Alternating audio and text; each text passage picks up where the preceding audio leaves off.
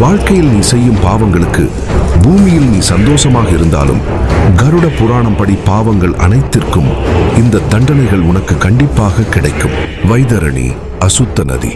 உண்மையாக நேசித்த ஒருவருக்கு துரோகம் செய்தவர்களுக்கும், நீங்கள் வாழக்கூடிய வகையில் பல்வேறு விதத்தில் உங்களுக்கு உதவியாக இருந்த நண்பர்களுக்கும், மற்றவர்களுக்கும் துன்பம் கொடுப்பவர்களும், மாற்றுத்திறனாளிகள், பெண்கள், குழந்தைகள் என பார்க்காமல் உடல் ரீதியாக அவர்களை துன்பப்படுத்தியவர்களுக்கும், பிறர் செய்கின்ற தானத்தை தடுப்பவர்கள், சுப காரியத்தில் தடைகளை ஏற்படுத்துபவர்கள், பொய்யான வாக்குறுதிகளை அள்ளி வழங்கி பின்னர் எளியவர்களை ஏமாற்றுபவர்களுக்கும், திருமணத்திற்கு தயாராக இருக்கும் மணப்பெண்ணின் மீது அனாவசிய பழிகளை சுமத்தி அவள் வாழ்க்கையை கெடுப்பவர்களுக்கும், வேண்டியவர்களுக்கு மட்டுமே உதவி செய்து வேண்டாதவர்களுக்கு கிடைக்கக்கூடிய உதவிகளை தடுத்து மோசமாக நடந்து கொள்பவர்களுக்கும், தேவையே இல்லாமல் அப்பாவிகளின் மீது கோபத்துடன் இருந்து எப்பொழுதும் கரித்து கொட்டுபவர்களுக்கும் வைதரணி நதியில் தண்டனை உண்டு.